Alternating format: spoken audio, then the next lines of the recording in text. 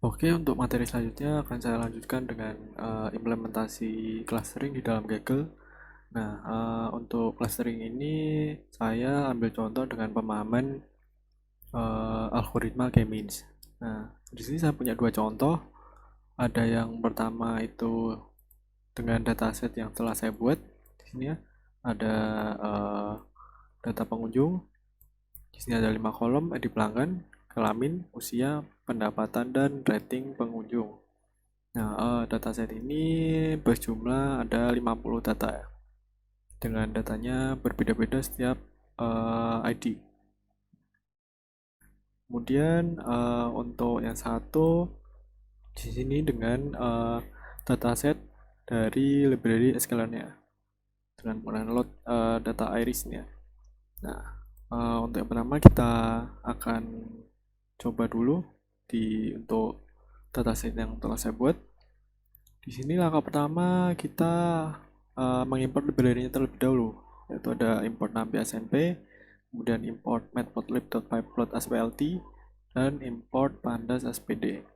Kemudian langkah selanjutnya kita mengimport dataset, ya, dataset yang telah saya punya tadi, pd.read.csv, karena data saya ini berbentuk ekstensinya CSV. Kemudian lokasi data yang telah saya masukkan tadinya. Teman-teman bisa langsung copy file path dan pastekan datanya di dalam sini ya. Kemudian X ini dataset dengan ilog ini kolom 3 dan 4 yang digunakan. Ini kolom 3 dan kolom 4 yang digunakan yaitu ada usia dan pendapatan. Kemudian kita gunakan metode elbow untuk menentukan angka cluster yang tepat. Di sini menggunakan library sklearn.cluster, import k-means dengan loopingnya for i sebagai in range-nya 1 sampai dengan 11 atau 10 ya. Nah, k-means-nya n cluster i, init-nya k-min++, random set-nya 42. Dan kita fitkan tadi datasetnya ya, variable x kita fit, kita append k-means.inertia. Kemudian kita upload tadi range 1 sampai dengan 11 WCSS nya kita show, maka dia akan menghasilkan grafik cluster seperti ini ya dengan menggunakan metode elbow. Kemudian untuk langkah selanjutnya kita akan menjalankan k-means clustering ke dataset. Nah, sama seperti yang tadi, k-means and clusternya itu 5 dari penggunaan metode elbow ini. Kemudian init k-means plus random setnya 42. Dan variabel y k-means itu kita fit predict variabel x-nya yang tadi ini ya. Kita predict, kemudian kita lakukan visualisasi hasil clusternya. Nah, di sini kita bedakan cluster 1, 2, 3, 4, 5 dengan warna yang berbeda-beda, ada merah, biru, hijau, biru muda, cyan, dengan magenta. Magenta itu seperti ungu ya. Nah, di sini dengan penggunaan centroid, cluster center ya, game cluster center, pengulangannya 300 dengan warnanya yellow. Kita show, maka dia akan menghasilkan cluster pengunjung seperti ini ya. Nah, di sini karena data saya itu sangat acak, maka dia akan menghasilkan seperti ini ya. Ini lingkaran-lingkaran kuningnya adalah centroid. Nah, bagaimana sih dengan kalau implementasinya menggunakan dataset dari library sklearn? Nah, untuk langkah yang pertama kita harus mengimport dulu library-nya. Di sini saya punya 5 library yang digunakan. Kita ketikkan dulu.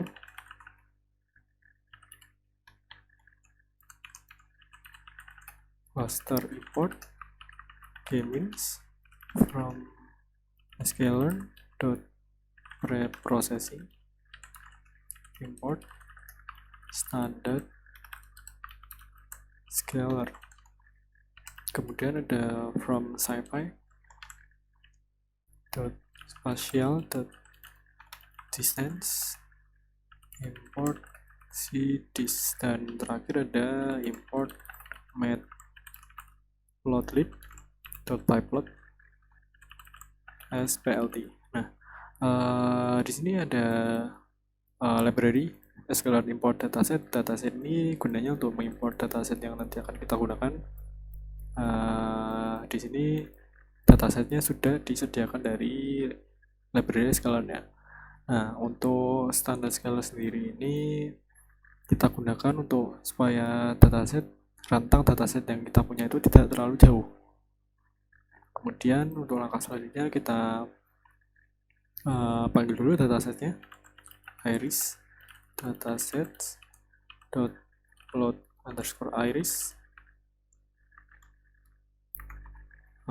features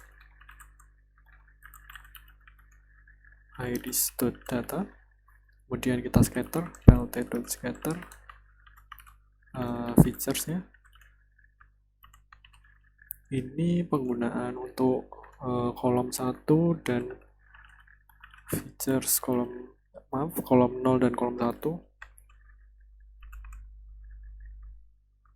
Kemudian kita show. Nah, kita show, maka dia akan membentuk penyebaran datanya seperti ini ya. Ini penyebaran dataset dari library scalar. Nah, untuk langkah selanjutnya akan kita lakukan standar scalar yang tadi. Kita scaling. Di sini scalar standard scalar features underscore standardized. Di sini kita fit transform ya, scalar dot fit underscore transform features. Nah, features tadi ya kan kita scalar ya. Nah, kemudian kita akan lanjutkan visualisasi elbow method. Elbow method ini digunakan untuk menentukan cluster yang tepat ya. Di sini kita input dulu library-nya sklearn.matrix, kemudian import function-nya ada silhouette samples, kemudian ada silhouette underscore score. Ini ada WCSS, kemudian kita lakukan looping for i in range 1,11. Nah, di sini kmins sama dengan kmins dengan n clustersnya i, kemudian initnya itu kmins plus plus, kemudian maxiternya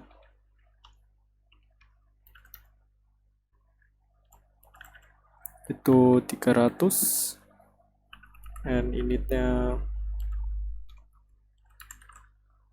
10, kemudian random state-nya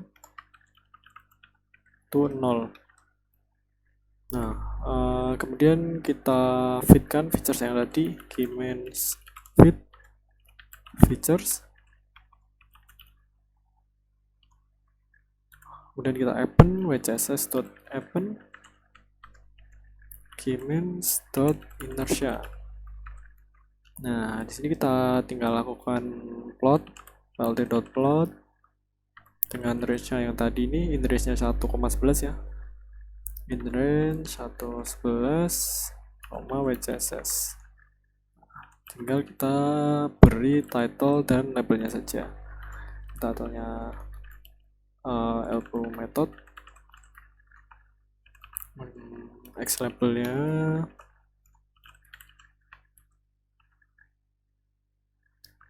nomor cluster, dan Y labelnya WCSS. Dan kita plt.show, kita show. Nah, selanjutnya kita jalankan, kita show. Nah, maka dia akan menghasilkan elbow method seperti ini ya. Nah, untuk langkah selanjutnya, maka kita akan melakukan visualisasi penyebaran data yang kita punya tadi.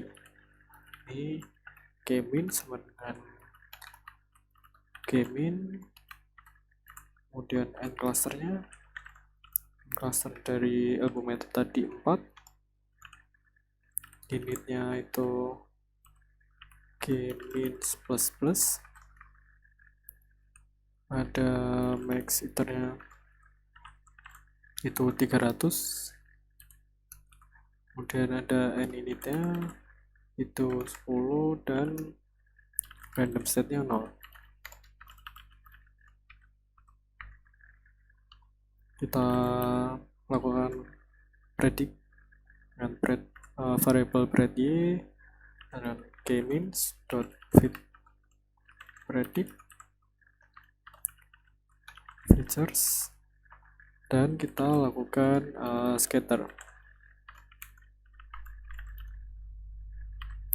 ke features 0, kolom 0, dan features kolom 1. Kemudian kita lakukan scatter lagi. Scatter ini dilakukan untuk mencari nilai atau centroidnya dengan menggunakan kmins cluster centers score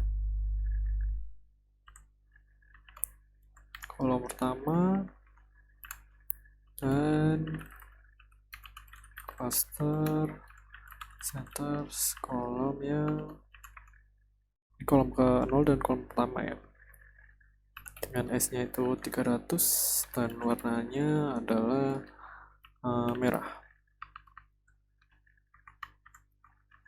Kita show lt.show, kita show dan kita show.